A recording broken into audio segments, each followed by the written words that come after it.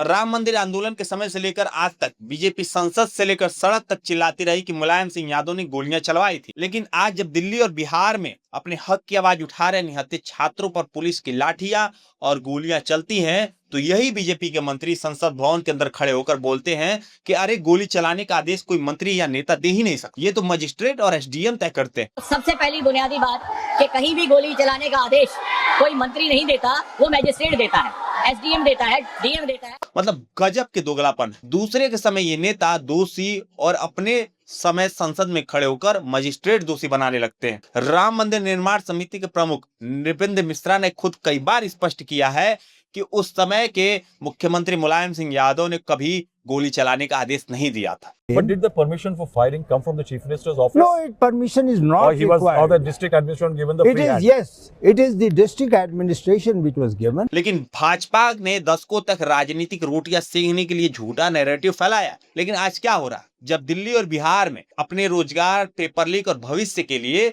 सड़कों पर लोग मासूम छात्र उतरे, गोलियां खाए, लाठियां चली, तब संसद भवन के फ्लोर पर खड़े होकर ये बीजेपी के मंत्री कटघरे के सामने बाहर खड़े हो बयान दे रहे हैं कि हमने तो गोली चलवाने का आदेश ही नहीं दिया। केंद्रीय मंत्री और बीजेपी के बड़े बड़े नेता संसद भवन के अंदर अपनी सरकार को बचाने के लिए अफसर और मजिस्ट्रेट के पीछे छुप रहे हैं। जब अपने ऊपर बात आ गई तो संसद में नियम और कानून याद आ रहा है इनको। दूसरी बात, भगवान राम के नाम पर राजनीति करने वाले भाजपाई समाजवादियों से भी अलग ही परेशान चल रहे हैं। समाजवादी पार्टी के सांसदों ने संसद भवन के बीचों बीच दान पत्र रखकर ऐसा सांकेतिक विरोध किया है कि इनको मुंह छुपाने के लिए जगह नहीं मिल रही है। विपक्षी सांसदों ने एक एक करके उस दान पत्र में चढ़ावा डालकर बीजेपी को आईना दिखाया कि भक्ति और आस्था के नाम पर राजनीति करने वाले भाजपा ने चंदा तक को नहीं छोड़ा। यह एक ऐसा करारा तमाचा था जिसने संसद से लेकर सड़क तक बीजेपी की फजियत और हिंदुत्व के, फर्जी हिंदुत्व के और ईमानदारी के दावों की धज्जियां उड़ा दी। और इसकी अगुवाई की अयोध्या के सांसद ने। अब आते हैं सबसे बड़े मुद्दे पे, छात्रों का हित। जो बीजेपी दावा करती है छात्रों के हित करने का, वो क्या कर रही है? लाठियां चलवा रही है।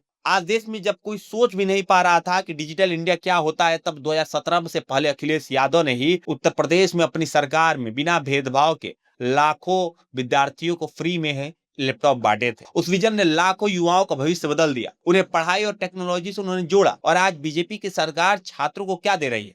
हर परीक्षा में रद्द होना पेपर, जंतर मंतर पर पुलिस की लाठियां और मांग उठाने पर पुलिस की गोलियां। कहां छात्रों के हाथों में लैपटॉप देने वाली सोच और कहां इस समय संसद में खड़े होकर छात्रों पर लाठी चलाने की सफाई देने वाली तानाशाही सरकार। अंतर एकदम साफ है। जब दूसरे पर आरोप लगाना हो तो सीधे मुख्यमंत्री को घेरेंगे, और जब अपनी और अपनी सरकार पर बात आ जाए तो वही घुमाकर मजिस्ट्रेट की ओर बहाना उड़ेल देंगे। यही इनका सबसे घटिया चरित्र है।